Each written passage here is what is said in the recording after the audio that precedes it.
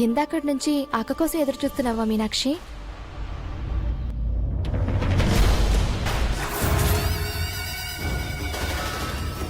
మీనాక్షి, అక్క వాళ్ళు వస్తున్నారు.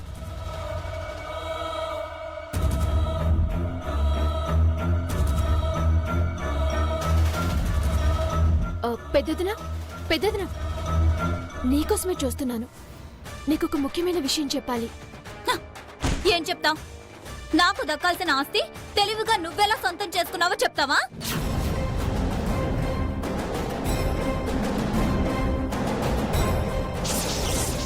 ఆవేశపడకు పెద్దదినా, ఒకసారి నేను చెప్పేది కూడా విను.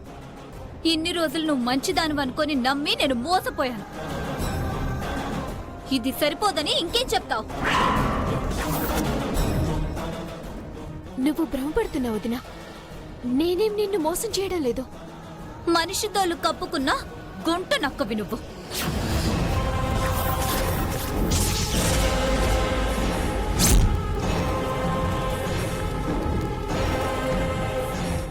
నేను ఇంట్లో కోడలుగా అడుగు పెట్టగానే నన్ను తల్లిలా భావించానన్నా.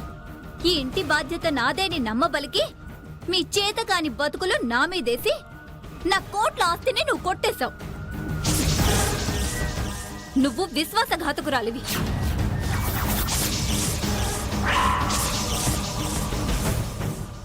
అంత మాట అనుకోదినా, నేనలాంటి దాన్ని కాదు.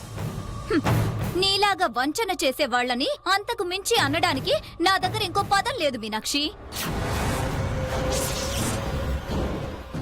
జరిగిన సోది చెప్పడమే తప్ప లాయర్ దీంతో ఏమన్నాడో ఆ విషయం చెప్పటం లేదు. అసలు మీనాక్షి చెప్పింది వినకుండా మోసం చేసిందని నోటికొచ్చినట్టు మాట్లాడతావేంటి?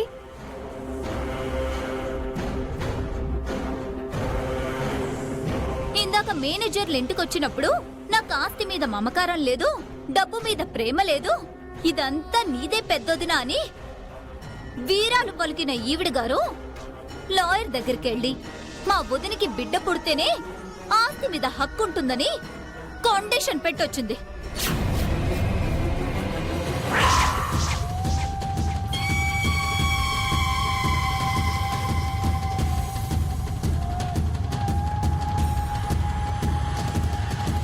ఆస్తి నాకు దక్కకుండా అడ్డుపడ్డానికి అడ్డదారులు కూడా తొక్కుతుందని నాకు తెలిసాక ఇంకేమీ చెప్పాల్సిన అవసరం లేదు.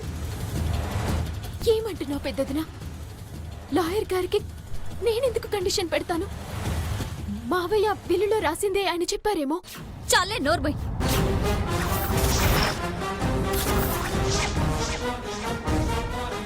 ఇంకా నీ మాటలు నమ్మడానికి నాకు సిగ్గుండాలి. నీకు కళ్ళొచ్చే వరకు నేను మీ అన్నయ్య ఒకటవ్వకూడదని, బిడ్డని కనకూడదన్న నిర్ణయం తీసుకున్నావని నీకు తెలుసు.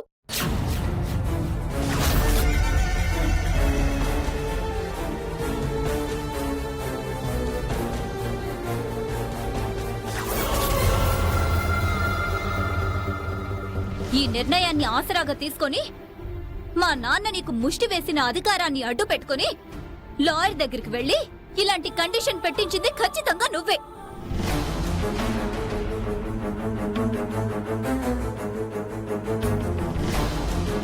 ఓహో, ఇంతవరకు కాశీగాడికి రోషినికి శోభనం జరగలేదన్నమాట. అయితే నా మందారం పంట పండినట్లే. మా డాడీ ఇక్కడ లేడు కాబట్టి ఆయన మీదకి తోసి తప్పించుకోవాలని చూస్తున్నావా? నాకు ఆస్తి రాకూడదని నువ్వెన్ని వెదవ ప్లాన్లు వేసినా వాటిని తిప్పికొట్టి నేను దక్కించుకోగలను.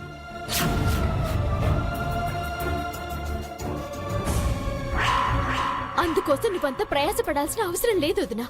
నోరుంది కదా అని ఇలా మాటలు జారాల్సిన అవసరం కూడా లేదు. ఎప్పటికైనా మావయ్య నాకు రాసిచ్చిన ఆస్తి మొత్తం నీది, మా పెద్దన్నయ్యది, మీకు పుట్టబోయే బిడ్డదే. నేను కష్టం విలువ తెలుసుకుంటూ పెరిగాను వదినా. మోసం చేయడం తెలీదు. సాటి మనిషికి సహాయం చేయడం అలవాటు చేసుకున్నాను. నిజాలు తెలియకుండా నింద వేయడం రాదు. అభిమానం ఉన్నా మనుషుల మధ్య పెరిగాను కాబట్టి డబ్బు కోసం మృగల్లా మారే ప్రవృత్తి నాకు లేదు. అందరిలోనూ మంచిని మాత్రమే చూసి నాకు నక్క వినయాలకు అర్థం కూడా తెలీదు. మళ్ళీ చెప్తున్నాను పెద్దదినా, ఈ ఆస్తి మొత్తం నీది, మా పెద్దన్నయ్యదే.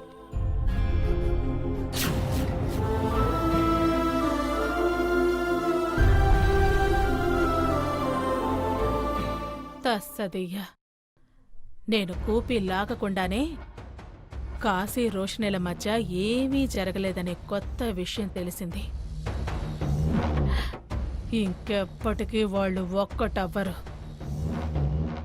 మందారంతో కాశీకి పెళ్లి చేసి వాళ్ళకి పుట్టిన బిడ్డకి భానుమూర్తి ఆస్తంతా దక్కేలా పథకం వేస్తే నేను నా కూతురు జీవితాంతం సుఖంగా ఉండొచ్చు. ఓరి దేవుడో, మీనాక్షి ఇంట్లో అడుగుపెట్టిన వేళ విశేషం బాగుంది.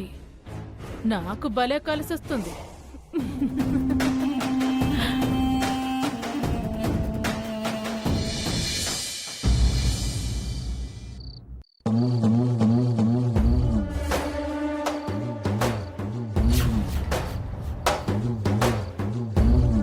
వీడేంటి కవర్తో వచ్చాడు?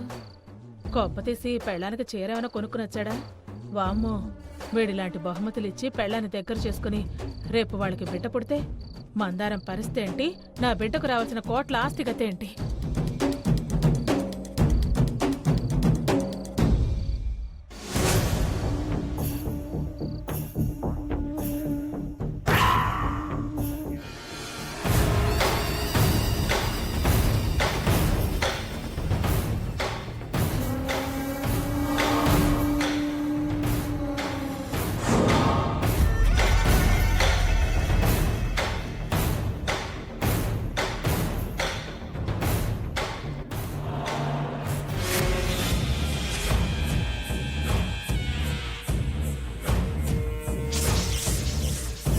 వీడేంటి ఎప్పుడూ లేంది నా కోసం చీర కొనుక్కొని వచ్చాడు? అక్కడ పెట్టి ఏం చెప్పకుండా వెళ్ళిపోయాడేంటి?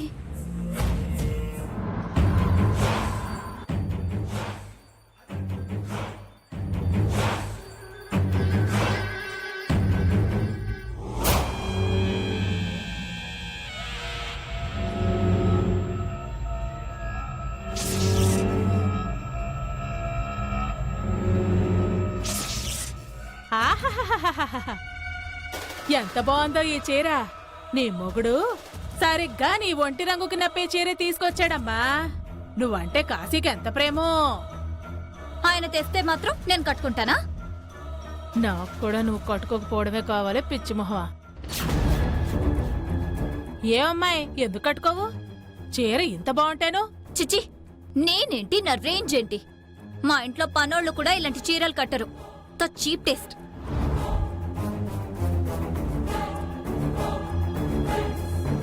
అమ్మయ్యా, దీని మోట్లు బట్టి చూస్తే మొగుడు పెళ్ళాల మధ్య సఖ్యత లేదన్నమాట. ఇది మందారానికైతే చాలా బాగుంటుంది.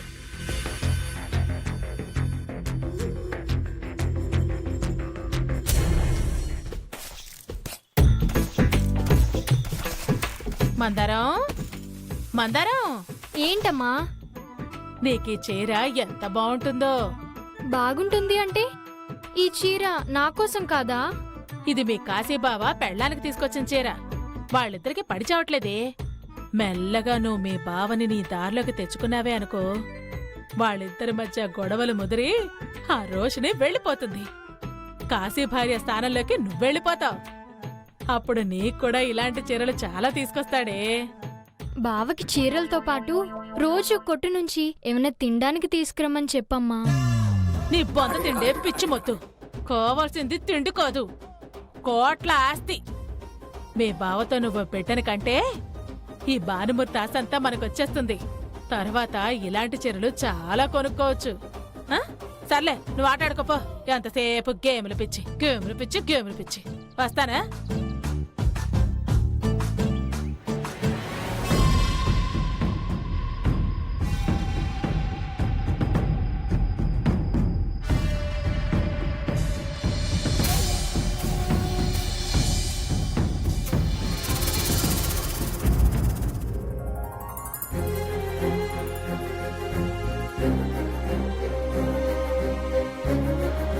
ఎవరూ లేరేంటి? అయినా నాకు జాబ్ వచ్చిందన్న శుభవార్త ముందు మీనాక్షికి చెప్పి తర్వాత అందరికీ చెప్తాను. మీనాక్షి, మీనాక్షి, మీ-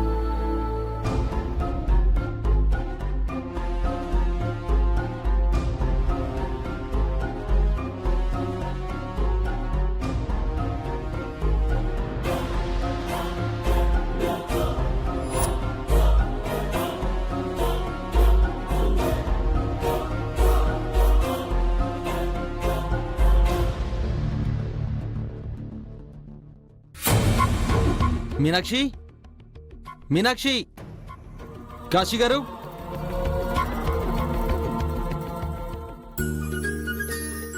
ఏమండి మీరు వచ్చి ఎంతసేపు అయింది? ఇందాకే వచ్చాను. ఆ, నీకు స్వీట్ తినిపించి శుభవార్త చెప్పాలి. ఏంటండి ఆ శుభవార్త? నాకు క్యాబ్ డ్రైవర్గా ఉద్యోగం వచ్చింది. నిజమా? మ్మ్. చాలా మంచి వార్త చెప్పారండి. తీసుకోండి. కంగ్రాట్స్ కార్తీక్. కాశీ గారు, చాలు చాలు చాలు కార్తీక్. రోషిని గారు, స్వీట్ తీసుకోండి. ఏదో కలెక్టర్ జాబ్ వచ్చినట్టు ఎందుకు అంత బిల్డప్ ఇస్తున్నా? ఆఫ్టర్ ఆల్ డ్రైవర్ ఉద్యోగమేగా. మ్మ్. నేను మంచిగా మారాను కాబట్టి ఆఫ్టర్ ఆల్ డ్రైవర్ ఉద్యోగంతో తృప్తి దొరికింది. నువ్వు తప్పులు చేస్తున్నావు కాబట్టి ఉన్నది కూడా ఊడ్చుకుపోయింది. పిన్ని గారు, చాలా సంతోషం నాయనా. గణేష్, మిగిలినవన్నీ నీకే. తీసుకో. Thank you. మీనాక్షి, పద.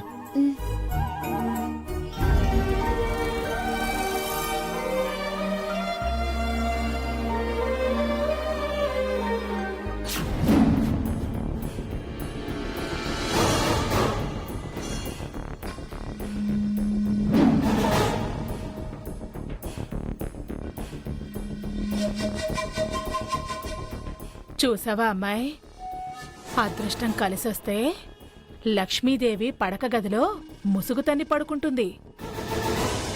మొన్నేమో నీ ఆస్తంతా మీనాక్షికొచ్చింది, ఇవాళేమో కార్తీక్కి ఉద్యోగం వచ్చింది. సుడి తిరిగి మీనాక్షి ఒక్కసారిగా ఎదిగిపోయింది. దురదృష్టం నీ తల మీద తన్ని మొత్తం పోయి నువ్వు బేకారుగా నిలబడ్డావు.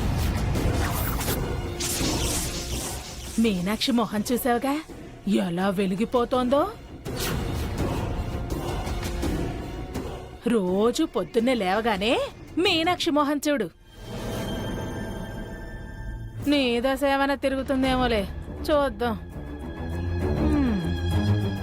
నువ్వు తినవే, పద, రా రా.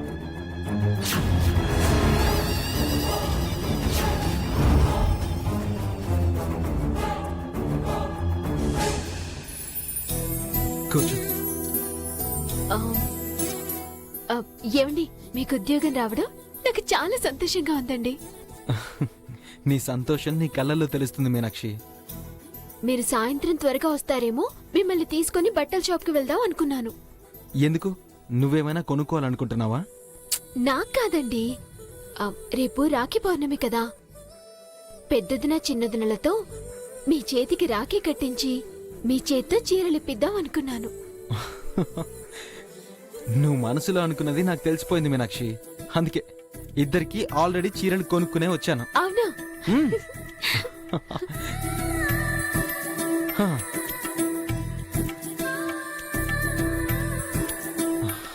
మీనాక్షి, నువ్వు మనసుతో చూసి ఏ చీర ఎవరి కోసం తెచ్చానో చెప్పాలి. ఇదిగో.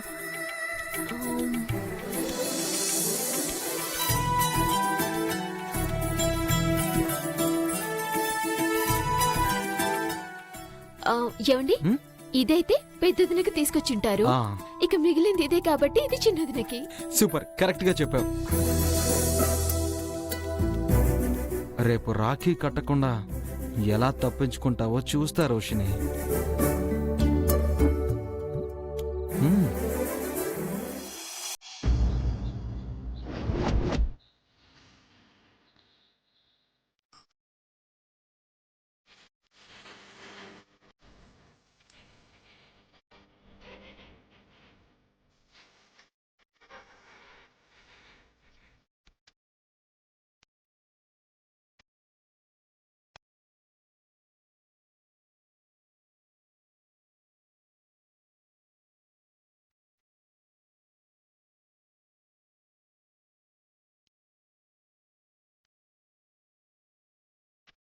పెద్దన్నయ్య మా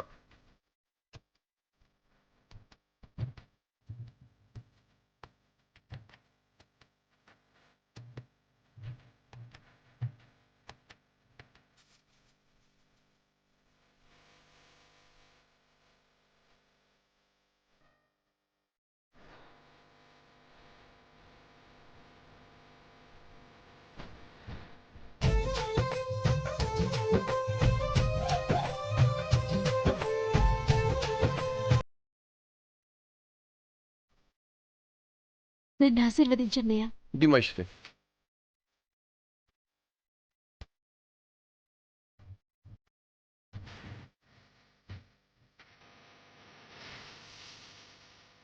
నిన్ను నూరేళ్ళు చల్లవని చెల్లెమ్మా.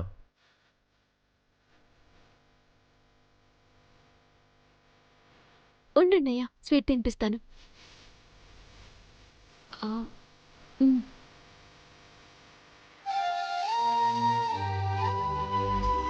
చిన్ననయ్య, నారా కడించుకో. అన్నయ్య,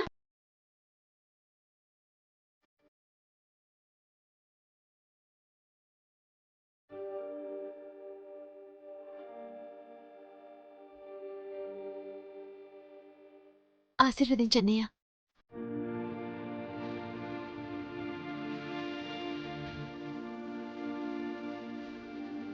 చల్లగా ఉండమ్మా.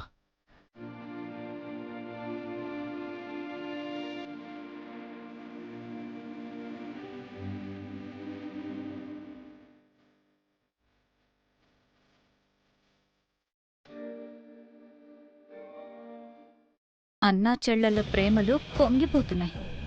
ఒక్కసారి ఇద్దరికి గొడవ పెడితే మళ్ళీ కలిసిపోయారు. ఈసారి ప్లాన్ చేస్తే ఎప్పటికీ కలుసుకోకూడదు. అలాంటి ప్లాన్ వెయ్యాలి. పెద్దన్నయ్య, నీలా ప్రేమని పంచే అన్న దొరకడం నిజంగా నా అదృష్టమే. చిన్నప్పటి నుంచి నువ్వు నా మీద చూపిస్తున్న ఆదరణ నేనెప్పటికీ మర్చిపోలేను. దేవుడు అందరి గుండెల్లో సముద్రాన్ని దాచి బాధ కలిగినప్పుడు కన్నీరు తెప్పిస్తాడు.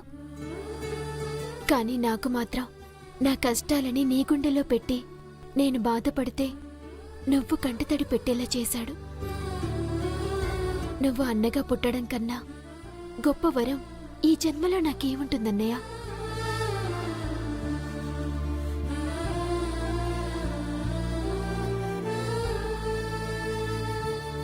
నువ్వు మాత్రం నాకేం తక్కువ చేసావు చెల్లెమ్మా. నాకంటే చిన్నదానివైనా అంతులేని అనురాగం చూయించావు. నీ చేత్తో అన్నం తినిపించావు. కష్టం వచ్చి కన్నీళ్ళు పెడితే నీ వేలుతో తుడిచావు. ఇంతకంటే అన్నగా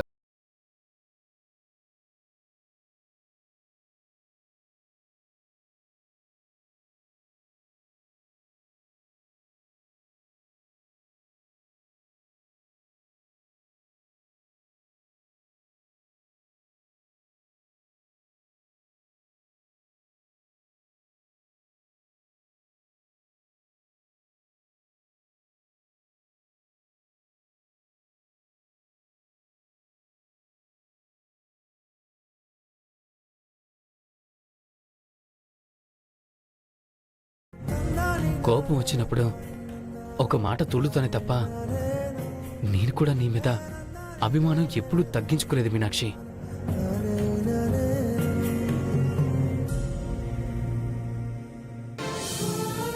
మీ అన్నా చెల్లెల ప్రేమలు తర్వాత ఒలకపోసుకోవచ్చు కానీ ఆ పిల్ల మీకు రాఖీ కట్టిందిరా. ఆ మీనాక్షి చేతిలో ఏమీ పెట్టకుండా అలా చూస్తూ నిలబడ్డారేంట్రా? ఏదటి ఇవ్వండి చెల్లికి.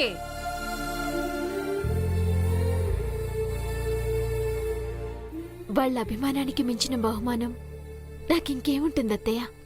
అభిమానం ఉన్నా కూడా రాఖీ రోజు నీకేమివ్వకుండా ఎలా ఉంటాను చెల్లెమ్మా. ఒక నిమిషం ఉండు, ఇప్పుడే వస్తా. ఈ కిరాణా కొట్టోడు చెల్లెలకి కిలో రాళ్ళు, కిలో కందిపప్పు గిఫ్ట్గా ఇస్తాడేమో. అంతకు మించి వీడి దగ్గర ఏమున్నాయి?